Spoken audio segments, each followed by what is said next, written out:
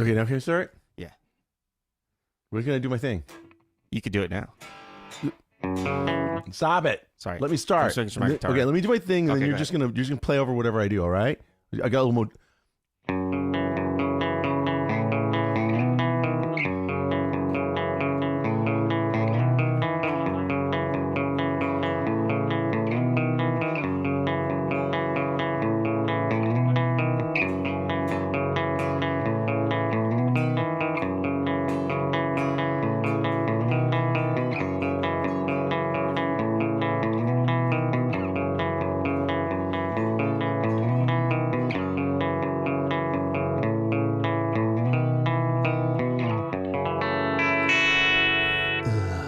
Welcome to the Eugene and Dylan Guitar Show. Hey. I'm Eugene Edwards over here, and that's Dr. Dylan Caligiuri right over there. And no, we were starting that. Tell them the audio is going to be weird. Hey, see, had I not said anything, I don't think they would have noticed. But now it's too late.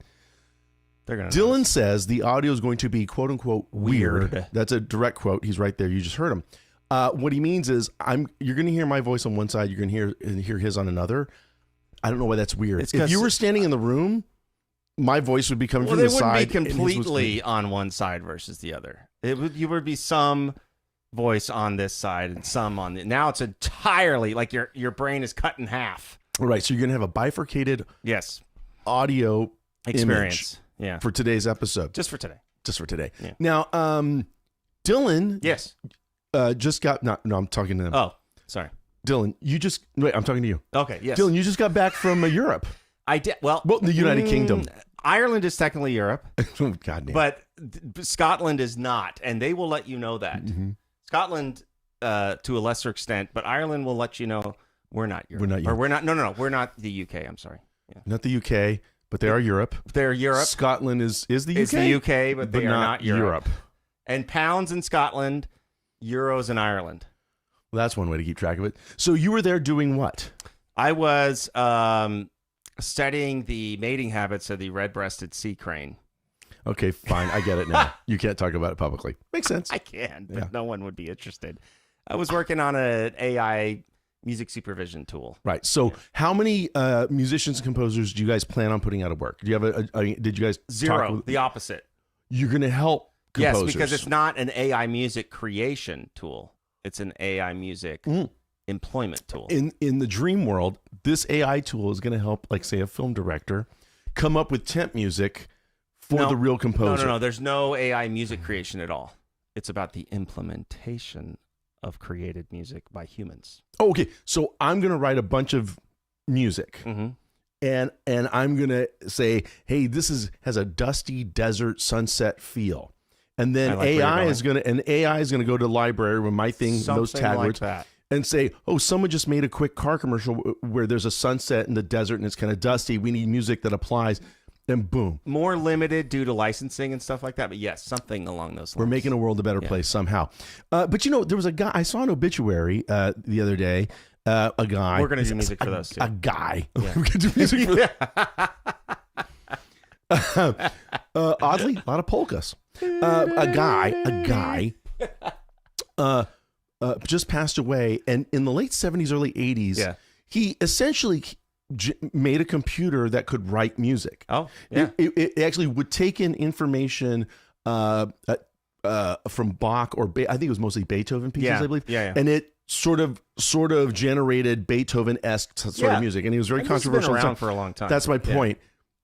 It has not replaced classical composition or film composition in any way. Machines have been able to do this. It's just not as good. So we're still fine.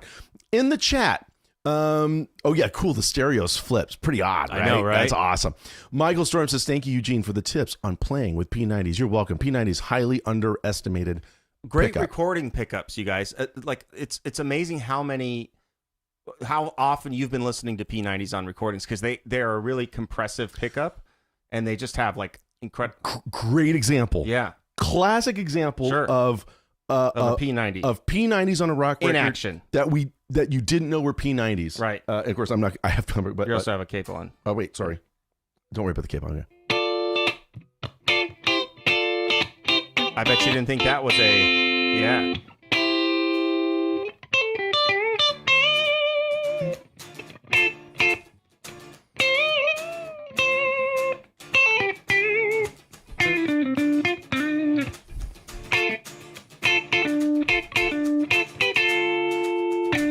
I know you know that solo very well. You had to do the play along. But yeah, David Gilmour is using an old gold top Les Paul with P90s. You just never would have thought that. It sounds so much like a Strat. I know, it's not. It wild. sounds so Stratty. Yeah. And of course he was known for playing Strats, but not on that track. So P90s. Also, if you go back and listen to like lot of old honky tonk records, sure, feature a lot of P90s on hollow body guitars, right. and this is where we originally get our twang, electric twang tone. Is usually like hollow bodies with flat wound strings. Yeah, this is before the Telecaster was invented. So do not underestimate the power of the P90. Also, says Kevin D says, Eugene asked Dwight to come to Winnipeg. Caught you guys a couple of years ago in Minneapolis, and we're from. You know what? We're going to be pretty much in Minneapolis this Saturday. So just drop on down and see us then, right? A little easier.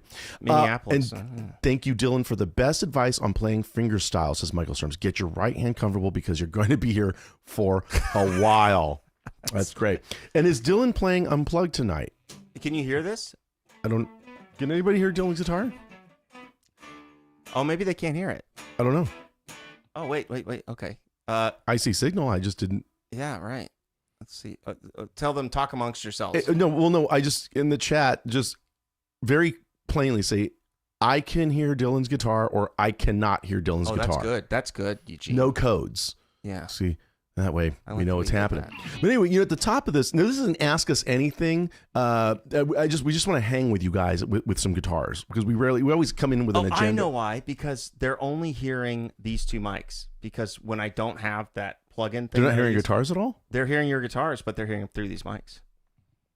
Oh, so they're hearing my amp coming into this mic. That's right, and my amp. And since mine's a little quiet, that's why. Okay, we figured that one out. Yeah. So no, he's not playing unplugged. He's plugged into an amp. It's just our microphone. There was a thing with Pro Tools, and there's a thing we can't do right now. And, but good thing we don't have an agenda because we really couldn't show you guys anything. Although I had a private lesson today with one of our community members. Right. And I was going to have this whole lesson on caged and triads and this very symbiotic relationship with which they have with each other. Now we figured it out. Thanks, guys. And I had I actually had another brick in the wall as an example, those triads. That is basically a D minor. It's the top end of this E minor shaped D minor chord, going back and forth between that with the E shaped C major chord. Right, so now a C shaped G and a C shaped F. But instead of playing those full chords, just play the top end triads. Yeah. Now I had this whole thing worked out. I was so excited. But at the top of the lesson, my student, she had a capo in the second fret. I said, what you working on? Yeah. She goes, I was kind of getting this Bryan Adams Run to You thing. Oh, that's where that came from. Go ahead and crank your amp, bro. You know, it's a long story.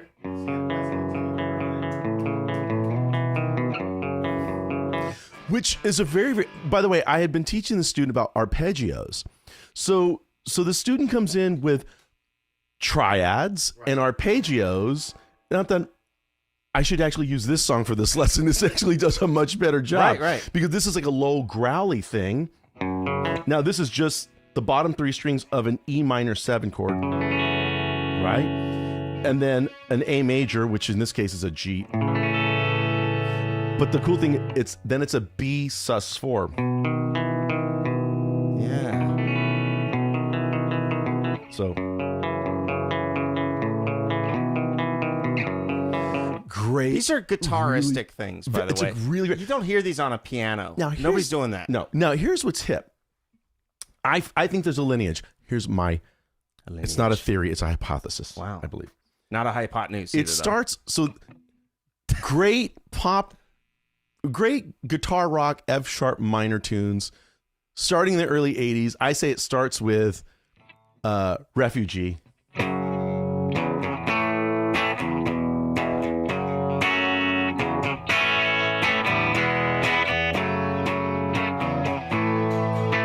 can't even hear what I'm playing.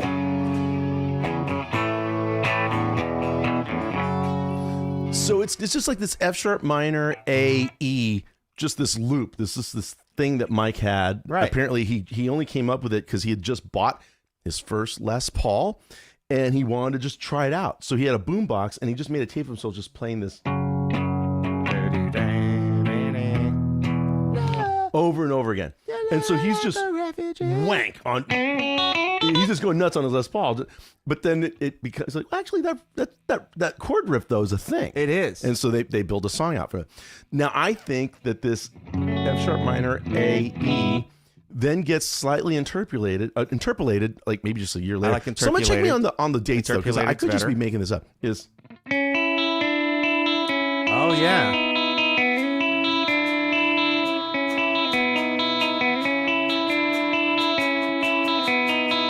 Which is F sharp minor, D, A, B major. Yeah. Then Run to You, it's smart. It goes to the bottom end of F sharp minor, A major, and then the B major that they got from 867 from Jenny 867. Yeah. And then so you got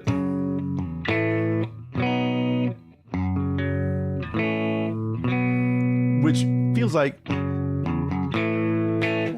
but it goes to E instead. I just think these three songs with great riffs. Mike Campbell for the win, always. Well, you notice all these songs I feel like they're all kind of related. No one really rips each other off. Sorry, these are great examples of just like, I see what you did. Let me just tweak it enough over here. Right. And we get three very, very distinct different songs. Well, they all have good such clear rhythmic direction to them.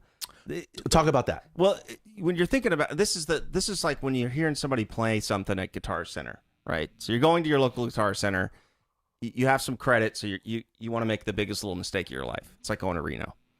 And so you're listening and you hear somebody play a little Eruption, you hear somebody play this, somebody play that, and you instantly realize that it's not that they're playing the wrong notes, right? Maybe that some of the inflection's wrong, but the rhythm isn't all that great. And that's what makes actually each one of these songs sound really good. That would be like, so you got the notes right. Yeah. It's almost like if an actor went, to be or not to be. Yeah. It's like, do you want to slow that down? Or if Marlon Brando had said, give him an offer. I'm going to make him an offer. He can't refuse. Yeah, it's like, okay, those were the notes. Those were the notes. Those were the notes. I don't know if your rhythm was right. The rhythm was wrong. I want to say, so I saw that Sean Bryson, where was Sean? Sean. So he just, you got the bass part to Brick in the Wall. Record it, share it with one of the players in the chat. See if you can have somebody play the chord parts over it. I love Sean is such a go getter. Where's Sean? Is it Sean Brisbane? Brisbane. Yeah. He'll learn a song. He films himself playing it. He'll share the tracks. He's so collaborative, man. Sean, it's not even just that, and it's not. I mean, there's other people with Sean too, but it's the consistency over time. That's true. It's time plus tension, and that's trying to figure out a riff that would match that. That's pretty good. Time plus tension's good. Yeah. And like this is where like all of us fail at anything that we're trying to do really well, right? It's like if we don't have that time, that consistent. And I'll tell you what makes me consistently still practice guitar. I mean, when do you? Unless I have like I've taken a small dose of mushrooms, right? I don't know what's the reason I'm practicing guitar. It's because I have to. I have some sort of obligation. I'm gonna look stupid if I don't do it. Last week, I know what you. Yeah. I was hosting my night at Harvard and Stone as I do once a month. Sure. There's about a dozen or so songs I need to learn because we have guest speakers coming on. Right. Now, some of them I was like, okay, I kind of know how that song goes. Sure. So I don't know if I have to learn it. Yeah. And then there were other songs where, that has a specific guitar intro that I've never played. And when the drummer counts off the song, I need to play it. And I'm not going to read sheet music. So I need to learn this part. No, I mean, I need to learn this. Yeah. I need to learn this. Yeah. Another great example, though, one of my guest singers, she did, this is the highlight of my night, bro. Wow. She did the Stone Ponies different drum. Yeah. That's Linda Ronstadt's first group. Right. And and I'm not gonna, but Mike Nesmith wrote this before he was in the Monkees. But goodbye, down the street to the different drum. Da, da, da, da, da, da. Now the recording has the Wrecking Crew. It has harpsichord and strings and all this stuff. It's like we're a country band with a fiddle. Like right. So, and there's a harpsichord breakdown. Everything falls out, and it's just a harpsichord. Which you don't get that and much. Arco string. You don't get those. So I had to figure out. I was like, I'm going to have to figure out the harpsichord arpeggiated part. Right. So I had to practice. Yeah. Now, unbeknownst to me, the fiddle player and my bass player brought his upright and his bow. Yeah. So no rehearsal. We just did it the one time only, and they just did it impromptu. Yeah. Sounded great. Wow. And the singer was wonderful. Point is, that's the only time I practice. Right. I mean, it really is. I hang out on the couch and noodle with my guitar a lot. Do that watching NBA playoffs. Sure. I'm just boom. Now that's me. It's not concentrated. That's not really. Okay. Yeah. It's not concentrated practice, but it is time spent on guitar. It is. In my lessons, I do little things, what I call constructive noodling. Sure. So I think constructive noodling. That's a great name for your playing. Constructive noodling. Eugene and the constructive noodles. That's right. That's a great one. John Scholl has one. If you want to, as an exercise, try and like make a loop of chords. Just make like a little jam track, and play a lead, and use the phrasing of Christopher Walken talking. Oh.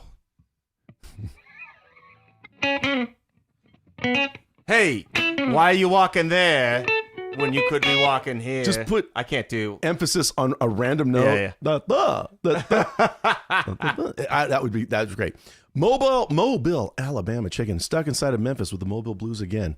Nice to see you, Josh Holman. I literally saw Josh Holman in person like a week ago. He and his lovely wife were in the front row at his show. Can we mention something? So, regarding the Christopher Walken comment. Oh yeah. Yeah. So I think one of the reasons I don't like a lot of the new rock guitar stuff, just me personally, by the way, but like even the Polyphony. I don't know if everybody's heard of the Polyphony band. Like I don't know what that is. It's really cool. It's really cool. It's technically very impressive. It's that stuff that sounds kind of like an EDM song on guitar, like. Okay, so there's I didn't know the kids were doing this. We're gonna do some reaction videos, and we're gonna have some episodes where me and Eugene react to things. We're also just gonna use the Muppets of Waldorf. I was gonna say, yeah. I don't like that. I'm mad. Look, Mom, no brains. Yeah. But so this music, it's the problem is there's no real like phrasing to a lot of it that has, and I think that's something that you start to appreciate that more and more as you get older. You just start to appreciate. Cleverness starts to become you start to, I don't need to be clever. Yeah, I need to appreciate arc. Okay. Because of your life, you want your life to take an arc. Yeah, we start to simplify things. Yeah. Right. Yeah. Okay. Oh, that's interesting. Yeah. I want you to extrapolate that into a larger. Right, Michael? Extrapolate. I got that right. He's going to switch amps, y'all. Civil War was neither civil nor war. I went to I was in Memphis this weekend. You see. And at one point, I went to the Civil Rights Museum, which is in the Lorraine Hotel, the Lorraine Motel. Sorry, and I'll tell you something, Dylan. Not a lot of laughs. Wow. Yeah. That's probably like the Anne Frank one in Amsterdam. Practice does not make perfect. Only perfect practice can make you perfect. Right. Wow. Don't practice the wrong things over and over again. Sure. That's why true. Not? That's true. No. Why? Well, no. Why not? Because why you don't. For? Why? For where art thou? To be flat or not to be flat? Wow. So, wait. We're back. Hold on. I was make sure I don't miss any questions. Things came in. Oh, by the way, can you go back to what Michael Storms was referring to earlier, where the fingerstyle thing? Yes. With Get Comfortable, you're going to be here for a while, and I think at the time it was a lot of songs where you hear really beautiful fingerstyle playing. Yeah. If at first it seems like, I shouldn't say random, but it seems like this magic trick, and we're not really clocking the right hand pattern that's happening. Yeah. So can you show the gang like a simple pattern that they can work with just to getting used to a pattern, like just hold an open G or whatever. Yeah. And then show how once you change the left hand, but this pattern doesn't change, and you get a very, very different color. Yeah. Right. Okay. So instead of playing an open G, then you play more like a D sus situation. Can you just kind of on the spot? I got you. Yeah. So if we just take like a bass note, the best thing to do is do a note grouping with your thumb, index, middle, and ring. And so I've got 5, 3, 2, 1 strings. Okay. So if I have. then work on going backwards. So you're skipping the D string altogether. The D string. Up and down. So there's just rolling in reverse, rolling up and rolling back. And that gets you through and there's a book called the Giuliani 120 right hand exercises that you would want to grab. This would be something you could do with the TV on. This is where you Giuliani walked into my probably had a TV. Probably, yeah. You walked into my trap, man. Yeah. That's the thing is you just have one of those simple. No. Slowly, just now, and you just change that left hand to something else.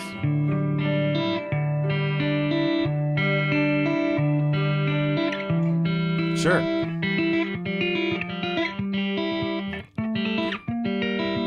Experiment. Get these weird colors. But this will just, if this is the same thing over and over again, and trust me, I know this because I had to audition to be a Fender play instructor. Wow. And I had to do it like. Well, it was lovely. It's like because it was Matt and John. It was great. It was it was guys I knew.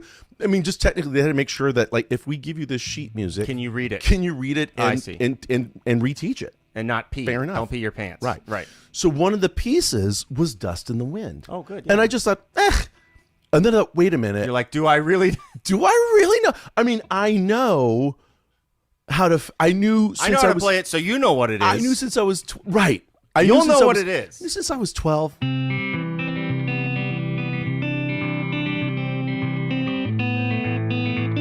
Yeah, exactly. I knew that. I knew what the left hand did, but did I really know? And no, it turns out he's playing a very specific pattern in the right hand. Notice how that sounds like the record, and what I did doesn't quite sound like the record. You knew what song I was playing, but I wasn't playing it right. And by the way, if Kansas was here, they'd be like, well, that's cute. They would know. I don't think they're in Kansas anymore. Oh, wow. Well, that's going to change everything. So when we get that right hand pattern down, because you're going to be here for a while. This goes for the banjo players. This goes for everyone. But yeah, that's the juice of the thing. That's really good constructive noodling. Get that Giuliani book, man. I think the Giuliani book is great for whether you're a guitar, acoustic, or electric player. I like this here. Michael Storms. I do focused practice every day. Now, 40 minutes with my friend, the metronome. That's key. Yeah. He's made the metronome his friend. Yeah. Having an instructor has helped me a lot. You know what's interesting was backstage at a show this past weekend, I bumped into. So we do these shows with the Mavericks. We're on tour with the Mavericks, and again, all this year. Oh, this whole year! Yeah. Wow. And their fabulous accordion player, Percy Cardona, beautiful guy, great. And he's toured with Sting. He's a young man, but he has a great CV. Yeah. And because an accordion it's got a big moat around push button. Oh, accordion. Push button accordion. So he has 3 different ones for the various keys, and he has his own material too. Sure, Dominic Miller's son plays rhythm on his stuff. Wow. Because he was about his son just has this ability to play rhythm that's hard to find. Wow.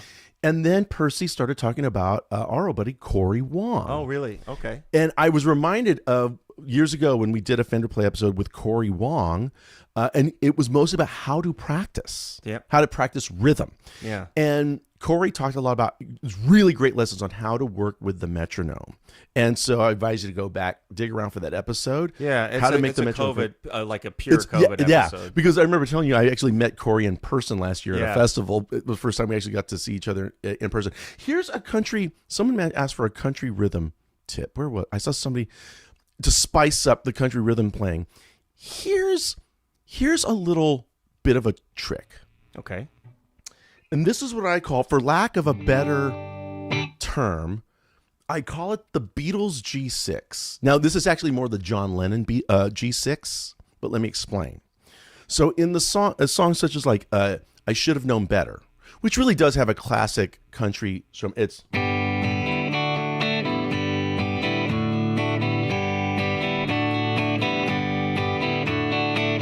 Right, it's a very, very kind of like laconic country thing. Notice John does something on, I believe it's the and of 4. And I'm going to slow this down. Watch this. Going just from G to D, but watch.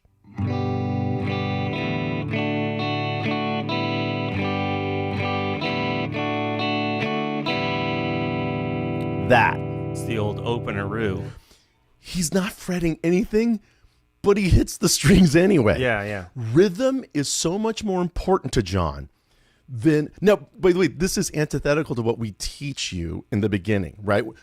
Learn chord switching. Thing is, play your first chord, get nice and comfortable. Yeah. Now get those fingers them all in get there them in place. first, Make sure you're ready. and Then strum your second chord. good. Regulate your breathing. Good. Very good. The Beatles G6 wipes this out. I think everybody's playing doesn't do that though. Actually. Okay, so But the Beatles G6 maybe more. here's what it is without it. Wait. Is it even possible? You have to leave notes. You have to leave a beat out to do it. Though. You leave out a stroke. So now think about this. If you're just playing, you don't have to play in the key of G. By the way, he'll do it in the key of E. Well, what about?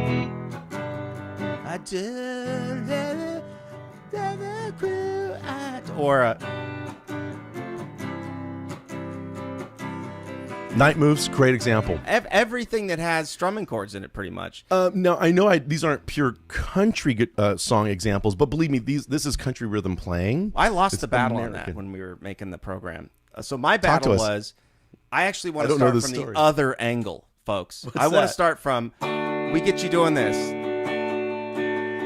Teeny Papa.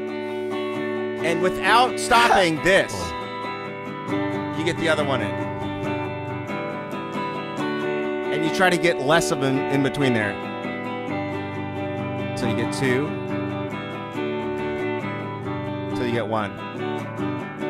Because I think what happens is you end up with this more kind of fragmented rhythm approach because you're so focused on the left hand that your right hand becomes an afterthought. Well, that's my point. We actually make sure you get your finger. Yeah. And so now, is this one of the things where you really should learn chord switching the proper way first? Yeah. By all means, it does matter. However, CCR, a great example. They're between country and rock. Yeah. And I'm sure Fogerty does the Beatle G6. It's extremely common, but it's not taught. And so that's why when I saw the how to spice up the country of the way, if it starts to sound a little bland to you, it might be because it's too surgical of an approach. Yeah. And so go ahead and throw just a little slop in there. Yeah. It might be the thing for which you're searching. Callie Rout, or Root, I believe it's Rout, says, I have the Dwight and Mavericks tour circled on my calendar. Thank you, Kelly. Where, if I may ask, are you going to see us? And if you see me, say hi or something like that. I have a number of people, especially at our show in Memphis. I was sitting out in the audience with some friends that had come out to see us, to see the opening acts. And quite a few people came up, said, love you from the Fender show. See you and Dylan now. Oh, cool. It was just people coming up in person and saying hi and friends of the show. That means a lot because we're going to get syndicate. Wait a minute. They don't. We're shooting for Eric Hell. Yeah, Eric Hell. It's like a conveyor belt. It just keeps going. Don't be afraid of the mistakes. Just keep that sucker going. Just keep it going. There's something to be said for it. And so here's another way to beef up your country playing, right? Mm-hmm. So let's say you're a couple steps ahead of that and you're ready to kind of develop your technique a little bit. If you can just get an A chord on two strings, A7, and the same thing in at least one other spot, right? So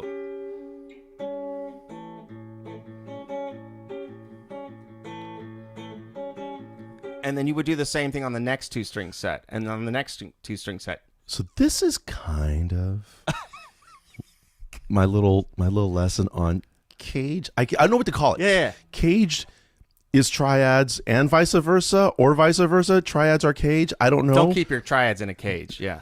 There's how many major triads are there on the fretboard? It was like at least 20 or so. A lot. Okay. So that's too many to try and keep track. That's are we way really too going to start with one at a time? But how many cage positions do we have? Shapes? 5 shapes. 5 for every key. So let's just start with 5. 5 of them. So let's say I'm holding this cage, this E shape at the 3rd fret for a G chord, right? I do see one of my 5 cage shapes. Sure.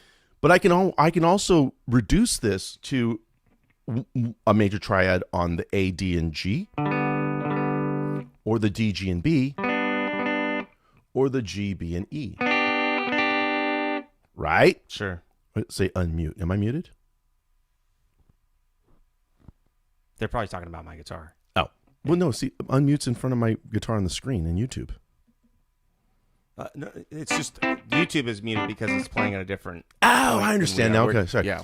It's going. Hold on. That's why I should it's not going have, to a satellite. I should not have learned Elon the power. Musk signs off on the show. I shouldn't have comes learned back. how to read. Okay. So, John Waby. Oh, this is interesting. He says, it seems that YouTube doesn't want me to put the link in the chat for the Corey Wong episode. Really? Sorry, guys. John, have you ruled out Russian interference? Because that's a real possibility. I know I've been saying that for years. It's more true today than ever. Weird news item. You know how the Ukrainians, they a little bit of a surprise bombing attack there. I saw that. And lots of drones, you see? I saw that, yes. Now, there's an irony here because what they did was they had all these trucks, I guess, that were already on the Russian side. I saw that, too. And inside the trucks were these big crates. And inside the crates were boxes. Inside the boxes were the drones. Right, so each box would open. So it's basically a Russian nesting doll. Nesting doll. They did nesting the thing drones. to the Russian nesting drones. Oh, the irony. Back to music. Eric says you are not muted. Oh, thank you. I just need to hear. Huber Heights, Dayton, September. Yes. Okay, cool. It's kind of Cincinnati-ish, right? No, Dayton. So, oh, okay. We'll see you there. I promise. I'll. But don't make me eat that. Sorry, no offense, but I don't like that chili. What's it called? Is it Freezes? What's the place? What's the chili joint you're all excited about there in Ohio? I tried it, man. Ohio's really beautiful in the summer. I love Ohio. Tell you that. Love. Yeah. Here comes Eugene droning on. You got that right, buddy. You got that right, buddy. So what you did there, though, you took A. Yeah. And you're saying basically just take the D and the two string D and G. Now imagine your E7 shaped A7 chord at the fifth, but you're just going to play the D and G of that. That's right. And then your next one was, well, essentially an A ninth. An A9. And it could be. That's it. The C7 shape. So you got. That's it. But on the next two strings. That's it. You got it. That's a good one. Just mess around with your triads. Mess around with your cage shapes. Yeah. Reduce them to just like a two string. And shoot for the win musically over the win technically or even the win like intellectually on it. So the win Skyline. Sorry. Yeah. The win musically is like when you can.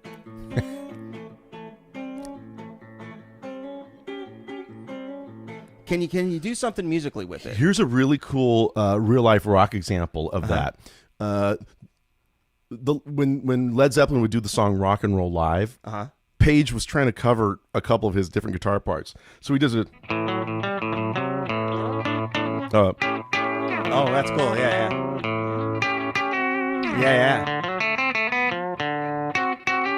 Yeah, it's cool. Yeah. And he's on 2 every time he plays the chord. So it's the A7.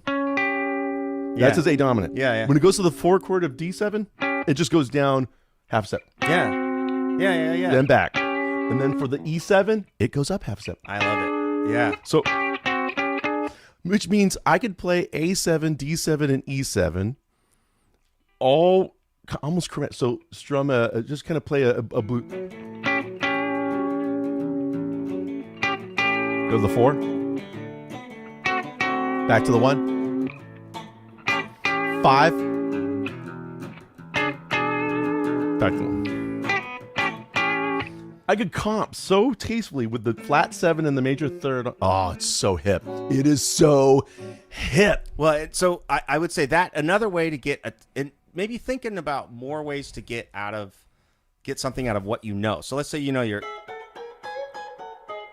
Doesn't sound familiar. I don't know what that is. Okay, so then can you do it in A? So let's say the song's in A. Well, you have to because that's how the song. I know. I see what you. know. Sorry. What I mean? Can you do it in B? Can you do it? Because that's going to be something that's like now you can really master. And this is what we used to do when there wasn't as much information out there. You had to make more out of what you had. Oh boy. It's in a way it's kind of the downside of the internet is you can just surf for new sources all the time. You don't fish around. You don't really. Yeah. By the way, 2 things. Well, I'm going to start backwards. So I always there's a great song. One of my favorite songs from the early 80s, Marshall Crenshaw had a great song called Someday, Some Way. A really great rockabilly pop song, and it's. I can't bear to hear you sad. I can't bear to see you cry. You won't tell me what you need. All I can do is wonder why someday, some way. But I love that. Just the 1 to 5, the A to E. That. Notice there's no open notes in between them. No, he doesn't do a Beatles 6. But I thought about it one day.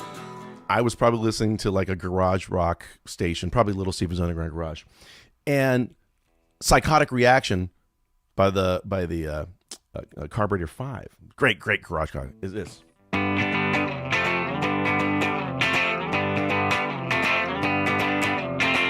And for some reason, I've heard that song since I was a baby. Yeah, and I thought that's the exact same rhythm as Someday, Some Way. Yeah, the Carburetor, they go from the 1 to the flat 7 and back in a nasty garage rock way. Sure. Marshall just pretties it up and go from the 1 to the 5 and makes this beautiful uplifting pop song. Yeah. I was like, this is the same rhythm. Right.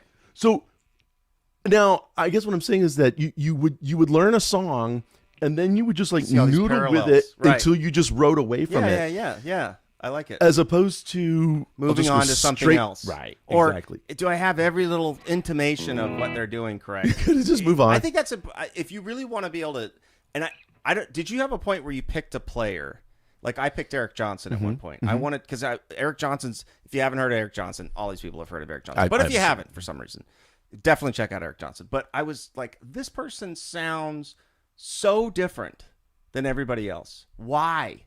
Yeah, they're playing the same scale that everybody else is playing. Right. Why is it just radically different? Tuned the same way. Nothing. Yeah, he has the same type of guitars. Like So then it was like, now I want to know why these intonations and these articulation techniques are so separating or desperate from in players. Great. That's when I think digging into intonations is such a big deal.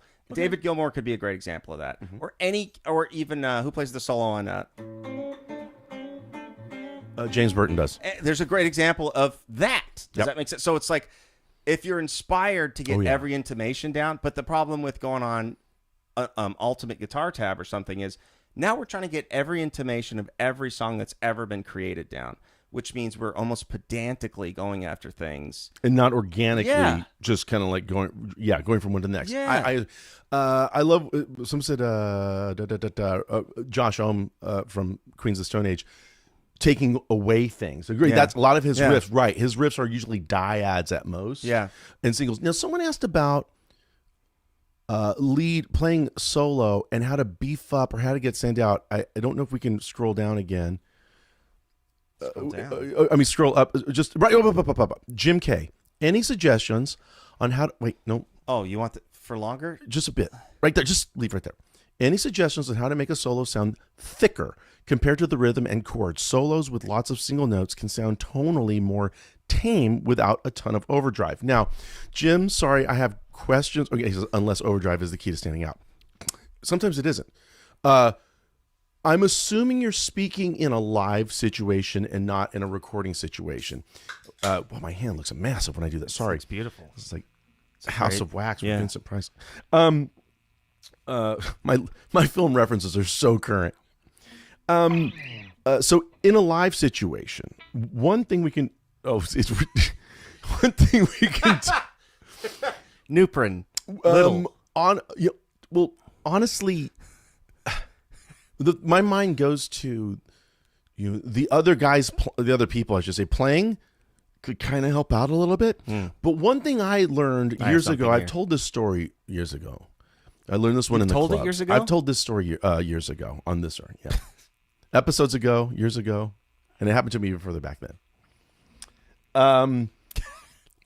Because we play guitar, this is gonna seem kind of. So it's a not a complete sentence than a comma. It's nothing. Because we play guitar, comma. This is gonna be counterintuitive. Oh wow! I say increase the treble, reduce the bass. Oh, okay, all right. On your overall tone. Say, of course you're going to say that. You're a country player. But the point is, usually if there's bass and there's a drummer, the kick drum, the toms, and the bass guitar are pretty much occupying the lower register so much that if you are also in those frequencies, your guitar, it starts to get lost. Yeah. And you could even turn up louder and things are just louder and mushier, but you're still not poking out of the mix. So I say one suggestion is just move yourself into the upper EQ strata. Yeah. Okay. Unless there's like a glockenspiel player just going nuts. Well, and they have. Then there's probably no one else really. Marimbas. There's probably no one, and even if there's another guitar player playing chords, they hopefully they're in middle pickup, maybe front. Just have them. They don't have to turn down. Just kind of get them out of that EQ space where you can really cook. So that's one thing. Obviously, there's just the idea of a decent clean boost pedal, and there's thousands out there, which the idea is like, I like my tone as it is. I don't want to color it. I just need to jump out a little more. Clean boost pedals do that. You're saying thicker. Well, this is where I'm going to turn it over to you because the thing we're talking about right now is sustain. He's talking about single notes, just kind of like sitting there. 2 notes, sustain. Look at even the dog got into that. The dog flinched. Rex is doing the. He's like, that's a lot of sustain. How are you getting that to come out of your amp? Anyway, sorry about that, Rex. You might think it's a doorbell, but so the sustain thing. So if your amp is turned up loud, whether the bass is up all the way or not, you're going to have way more sustain because your guitar is going to feed back through the speaker. Because these are microphones. So microphones create a feedback loop. When the sound you're making and the sound that's coming from the speaker is the same, they're going to begin to start cross-talking. And that is actually what distortion is mimicking if it's digital distortion, and actually doing if it's analog distortion. It's creating a feedback loop. I'm sorry, feedback when you're using distortion is doing that. So a lot of what we're talking about when we're talking about sustain is something that's turned up loud enough to get a little bit of feedback, whether it's clean or not. That direct clean sound that we hear a lot of times, that is just doesn't have this sustain, and that's actually the character of it. Mm-hmm. So when something doesn't have a lot of sustain, you end up playing more notes, or the decay of the note becomes part of the riff. So if it's like, because there's not a lot of sustain, well, that's the decay. At the end of each one of those notes is a signature to the character of the sound. So my answer to you, Jim, would be you sort of play the tone you have, if that makes sense. So if you don't have enough, and this is a ridiculous answer, by the way. So the biggest answer is turn your amp up or add a clean boost, which is the same thing as distortion. But the other answer can be if you don't have a lot of distortion, or if you don't have a ton of feedback going, try playing a note tremolo. Or try doing something that actually fills in where the sustain would be to create that mimicked effect. And think about an acoustic player. That's what they have to do. Right. Because they don't have an amplifier in the mix. Right. They don't have an interesting... or turn down the bass player and put the drummer in the next room. No. Obviously, we want to play with people. I don't know. By the way, but don't let any of these shortcomings where there's like my lead tone isn't really beefy, so I need to fix that before I play with other people. Don't let that stop you. Don't I got to work out this G6 thing that Eugene said before I play country rhythm with somebody. No, don't let that stop you. Try this stuff out with other people. That's how we learn. Josh Scholl says, how do you guys set up an amp differently for just playing alone versus in a mix, either live or recording? Maybe similar to the solo question. It's very similar. Very similar. If let's say I take a gig, I'm just playing in the corner, and I'm doing chord melody all night. Okay, like I'm just it's just solo guitar, just playing. What I'm doing.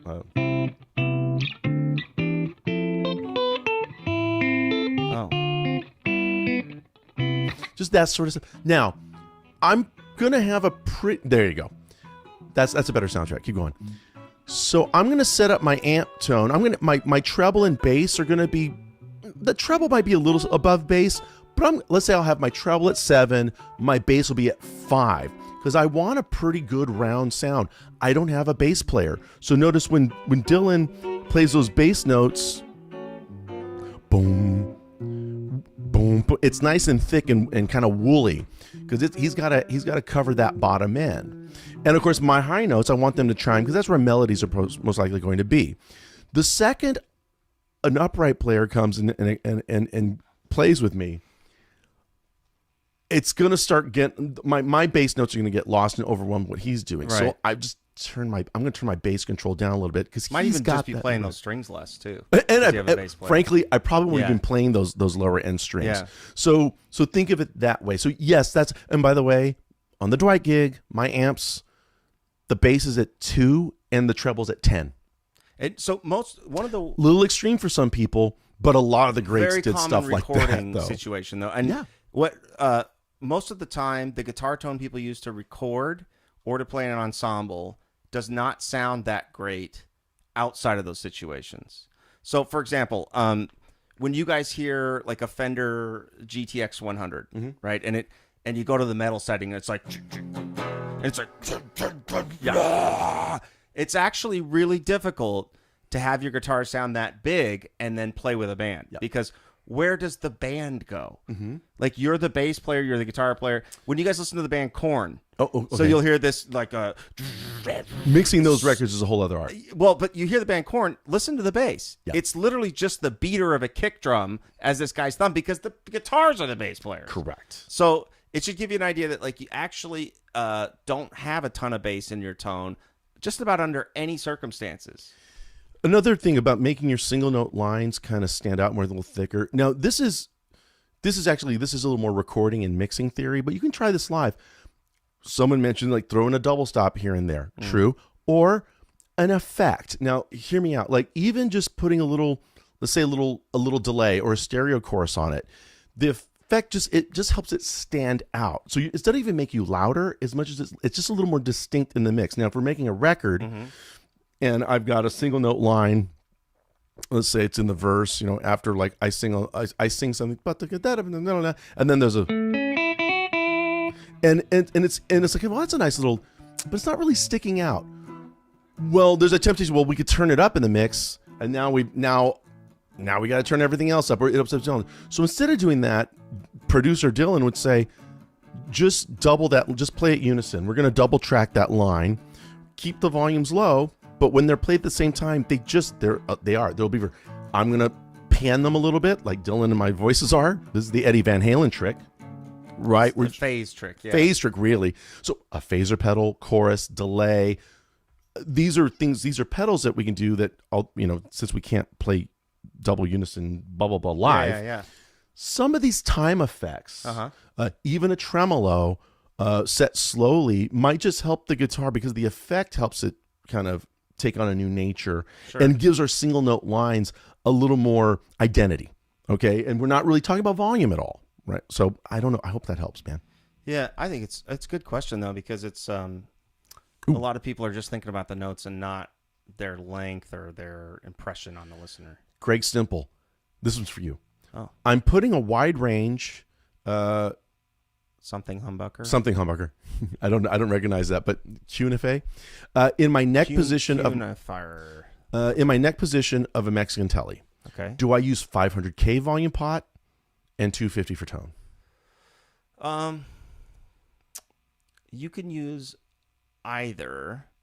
I would prefer a 500K volume pot for sure. As far as the tone pot, yeah, you know what? 500 and 250. I think that's fine. Those sound right. Yeah. But I'm sorry, but explain that to everyone else about why for the humbucker we're even having this discussion. Well, because there's more output, so you end up with more output. You need actually you have to carry more signals, so you have to be able to open wider. And also, when we have humbuckers, it is really nice. We'll notice this on Gibson guitars in general, that the volume and the tone pods really make a difference from 1 to 10. As we're on most Telecasters, it's not that big of a difference. This is a matter of the types of pots that these two brands use. Need bigger pots. So the other thing I would say is, here's something really interesting about humbuckers that's kind of counterintuitive. Humbuckers actually compress the sound of your guitar. So for example, when you guys go and listen to like a John Mayer album or a Stevie Ray Vaughan album or somebody that has a really classic strat tone with this, you could tell it's a single coil. Yeah. Their leads stand way out. There's tons of like transient imagery going on. Like they're big. And that's because they're only a single wrap. They're not canceling any of the sound.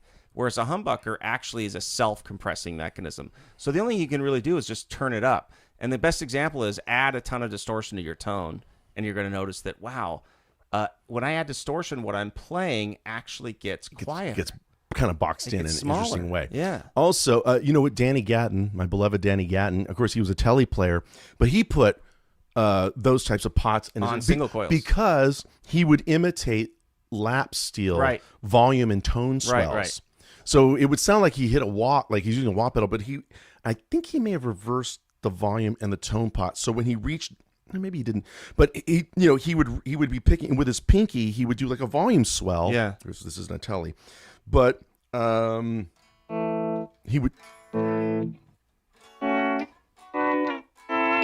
He'd do those sorts of moves, right? And those wider pots, if you will, it helped him get that effect quicker, in the range. So that's a good example of you can mix and match. Yeah, because it's gonna traverse more space with the smaller twist of the knob. I once years ago saw a Tele player, and his control panel. So the answer is yes, Greg. Yes, Greg. Yeah, movie control. He had his control panel flipped. So the pickup selector was over here because it's the thing that's pretty smart. He used the least. And then his tone pot was here. Oh, the tone was there. Volume in the middle. He would ride his tone more. Wow. He just flipped the whole thing. It was a simple flip. Yeah, I know. Kooky. Dude, anything like that is totally more in line with what we used to do instead of buying another guitar. So we used to have to take the guitar, which is why I have like guitars that are completely Frankensteined. Yeah. But you would... My knee. Gene's going to need stem cells. I'm fine.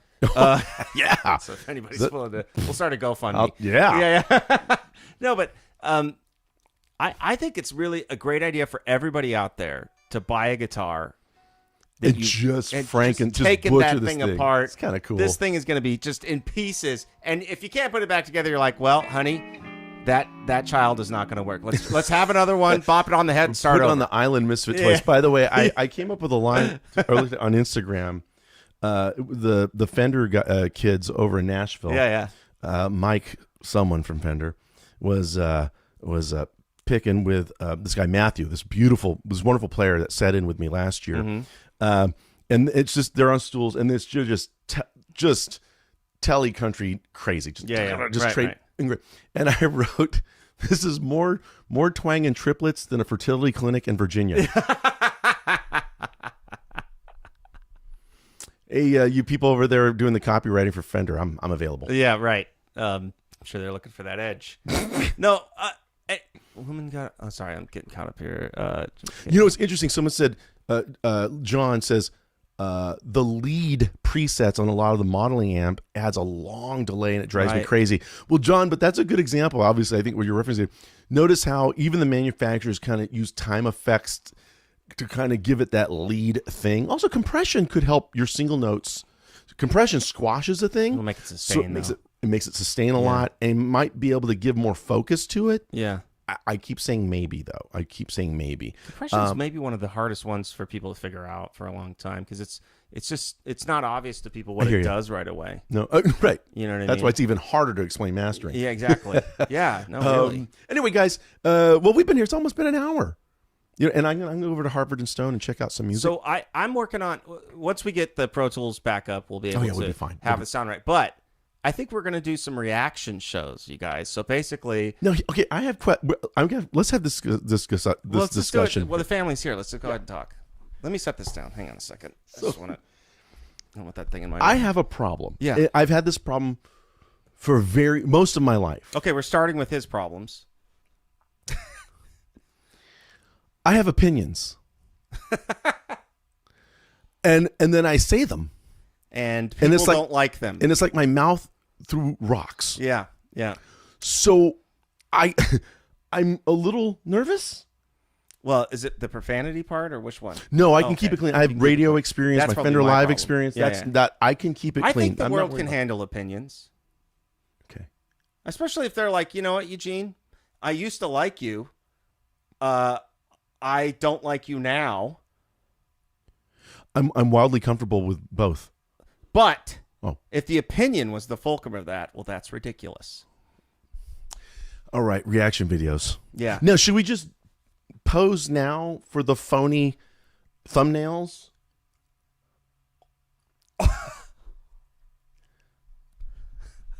Okay, we're good. I think we're good. We got that. Speak your mind.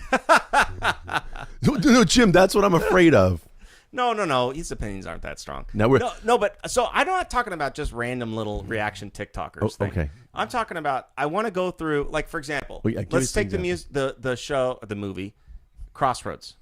Oh yeah. At the Ralph Macchio versus the whose name was Steve Vai Eugene. Exactly. By no relation though. And so the thing is it's like there's just so many, or even a lot of the modern music that's going on. I think it's really interesting to look at things as they are because they have such an impression on all of us, and we take away so much from them to sort of dispel some things. So it's not even what I like and don't like. It's more like, what's the reality versus what's being depicted. I'm the worst person with whom to watch a movie. I mean, I can keep quiet, but then if we want to go out for coffee afterwards and just talk about the movie, I'm awful. Why? Because I'm nitpicking plot holes all the time. There's all these corrections. I'm bad. I don't want to. Like this movie, The Substance. You're gonna ruin Crossroads for everybody. You know, the thing is, I was in Memphis this past weekend, and which means about an hour southeast of me is Clarksdale, Mississippi. Yeah. Which is where the Crossroads are. Yeah. And I just couldn't arrange for a ride. I didn't plan well, but they were. It's hard. Warner Brothers Films was screening the new movie The Sinners, like round the clock in these theaters, and they were all these guest speakers and these blues analysts and race relations and civil rights and history, and it was like in Clarksdale. You know, it's a pretty economically depressed. It's a small place. It is, but it is the Delta. That is where it all went down. And of course, there wasn't really a deal with the devil and all that. And if you listen to this week's episode of the Know It All Hour, my podcast, and I talk about Robert Johnson and what really happened. But the point is, the movie Crossroads, I definitely watched when I was a kid. I was already playing guitar. And it does a thing where it promotes the myth, then it slightly dispels the myth, and then it goes back and promotes the myth again. Is anyone actually taking the myth seriously? That's, I guess, what I'm wondering here. It's like, does anybody watch, I don't know, the movie Star Wars and then think maybe this is real? This is the reaction video right here, by the way. Movies aren't always about cohesive plots. Okay, fine. If I'm watching a tone poem like 2001 Space, I expect that to really, like, that works. Okay. But tell me. All right, Don't make it a 3-act thing that apparently has a story. Okay, we're starting with something very basic so that Eugene can get his bearings I here. need it. Yeah. This is going to be... words like pussy willows are out. You're not using any of those. Well, and I know. But I mean, have you seen Serial Mom? Oh, I love that movie. I'm a John Waters guy, though. Yeah. Okay. I'm a John Waters guy. So you had me at Serial Mom. So, anyways, I think it's, you know what though? I think it's the next right thing. Todd just came in. He's late. So he has to buy donuts for everyone. But Todd, you can always just replay this. Don't worry. We just went through a lot of random stuff. We answered a lot of questions. The stereo, our sounds on stereo, and the sound is weird. That's not your fault. That doesn't have to do with being Todd, late. No, it was actually before you got in here. It was correct, and then now, because you're late, we're all paying contrition. All right, guys, I'm gonna get out of here. I'm gonna go to a club, and Dylan has to recover from his jet lag. Which I'll tell you, I'm jet lagged. But you guys. Great week. It's going to be a fun summer. We have air conditioning in this room, so that's going to be great.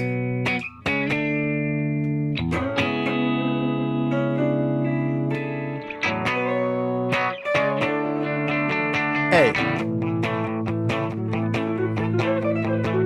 Chat. I can almost remember the tiny faces. This is Jet by Wings. Or our new name, Kathleen Turner Overdrive, a high fidelity reference. Way to go, John. All right, you guys. We'll see you soon. Bye. Be good. We'll see you next week.